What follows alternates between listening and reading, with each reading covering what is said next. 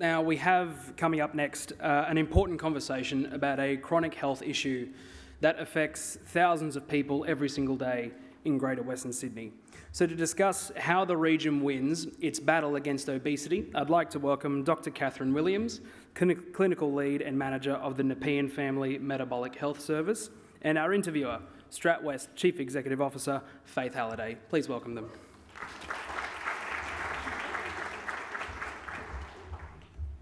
Hi friends, it's so good to be here to see all of you again, and we're in for a real treat with this conversation. So let's jump in. For those of you who've seen the recent ABC Four Corners piece on the Ozempic underworld, or for those of you who are already familiar with the work of Dr. Kathryn Williams, you'll know that I am sitting with the real deal here. So firstly, it's such a privilege to be here with you. Thank you.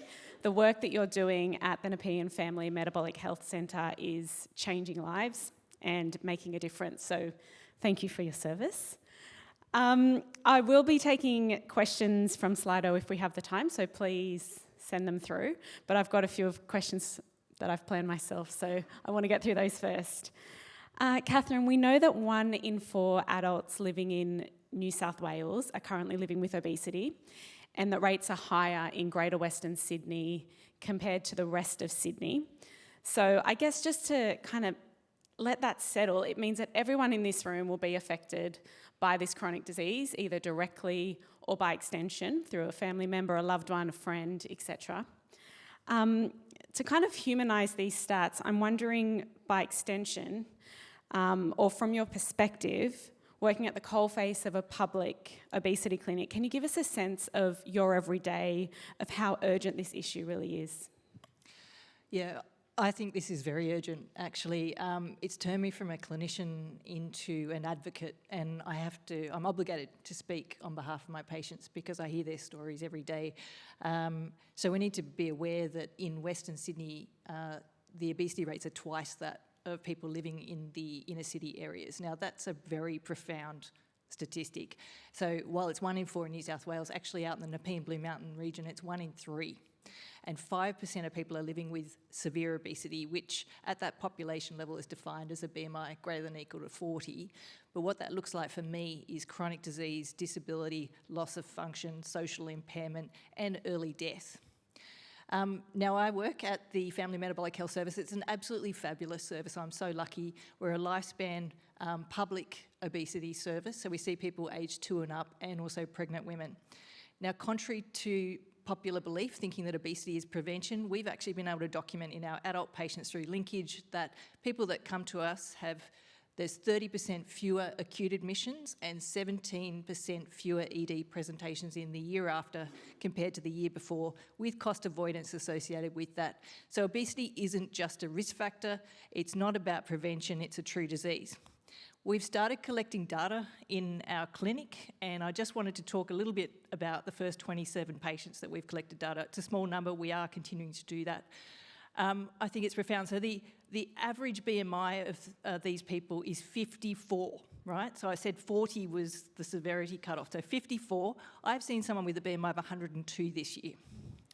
Now, about half of them have 5 or more medical conditions, one of them being very serious, at least.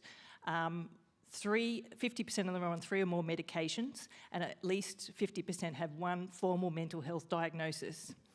Other than that, they have moderate to severe pain scores, social impairment, anxiety, disability on quality of life measures. Only 50% are employed. 20% are on disability support pension. And when we look at their financial data, we see that about 11 out of the 27 don't have $500 in the bank for emergencies. About 7 have not been able to buy food in the last 3 months because of financial issues. 5 have relied on charities, and 3 haven't been able to afford electricity. So this is a very seriously impacted group of people. And I think people don't realise that obesity isn't just about prevention. It's not a risk factor, it's a disease. Thanks. I mean, you've sort of just answered it in your response, but the question is, why is reframing obesity as a chronic disease so critical? And what would you say to the naysayers that just say, well, eat less, go for a walk, get on the treadmill? Yep. So I'll talk to, I suppose, one of the consultations I had this year, because it left me thinking, and a lot of people actually leave me thinking after I speak with them. And this was a gent that was my age, and he lived at St Mary's, and he'd had to be picked up from the front door of our clinic with an electric wheelchair because he had quite a complex medical history, but he had to walk from the front door of my clinic room to the chair, which was 4 metres. He struggled because he was so short of breath. He'd had 3 hospital admissions for heart failure that year. Now I thought, this guy doesn't have diabetes, he's too sick for bariatric surgery. How am I going to get him treatment? There are no obesity treatments on the PBS at the moment. He can't afford them. The second thing is I was reflecting on all the missed opportunities we had in health to intervene in that man's life trajectory. The third thing was he had children at home that were on the same life trajectory as him. And the fourth thing was I was thinking about how his environment had made him sick, particularly the low socioeconomic status factors that associate with living in St Mary's, for example. And I think if we saw obesity disease and not a risk factor, we'd start to actually treat it the way it should be treated. So we need to deal with the risk factors for obesity properly in our society, and we also need to provide people like him with treatments when they need them, because he had a true, genuine disability that would end his life probably in the next 5 years. Oh God, it's like a heavy sigh. So I guess then would it be fair to say that parts of Greater Western Sydney are obesogenic in terms of the region, how we're situated geographically, the demography, the Red Rooster line that was referred to earlier today? Is Greater Western Sydney the perfect storm for higher levels of obesity? Well, the answer to that's yes. So it's funny, I used to live in Newtown, and the first time I came out to Penrith, my jaw dropped, because just driving along the street and seeing how much takeaway we have, and there's actually very little access to fresh food. So that's just the start of the story though, isn't it? I was looking at the health tracker last night just to look at where the suburbs were with the highest rates of obesity. I was surprised to see it was Kingswood, which is where Nepean Hospital is situated, is one of them, so they're 39%. Penrith, Richmond, 38%. I live near Richmond. And then Lithgow, which is also in the Nepean Blue Mountains, actually up around 43%. So there's clearly something in our water that means that, for example, if we didn't live in Bondi where the rates are 15%, so yes, we have got an obesogenic environment. And look, I know that everyone will be so interested in the silver bullet question around medication, and we'll come to that in a second, but you kind of have to ask, why aren't current policies and other efforts working? And if they're not working, what can we all do to help reframe this conversation and make a difference? I think the reason is that we have seen obesity as a personal responsibility for such a long time, and all the efforts have been about telling people to, come on, eat less, move more, what's your problem, right? But how does that explain those incredibly high obesity rates in Western Sydney? That's a system problem. So yeah, there is personal responsibility, but if you have this lifetime exposure of this, it's an exposome, it's sort of the physical and social environment that occurs even from being in utero to current day, you have to apply so much more energy to being healthy. So I think that's the major issue. The second thing is it's such an emotional thing, isn't it? So obesity, everyone's got a reflexive response to it, and they don't actually investigate what we know from the science. And this is not an even playing field. If you threw 100 people into the same environment, some people would lose weight, some people would be normal weight, and some people may develop severe obesity. And that's just because we have different appetite regulation, we have different anticipation of food, and we feel less or more satisfied depending on what we've eaten. So it's, we need to understand that this isn't all about that person. We really need to fix our systems. So the kind of subject of this session was basically, what's the answer? How do we make a difference? And we've all seen a new generation of anti-obesity medications helping to address the rising rate of overweight and obesity in Australia. Is that the silver bullet, Kath? Yeah, tricky one, isn't it?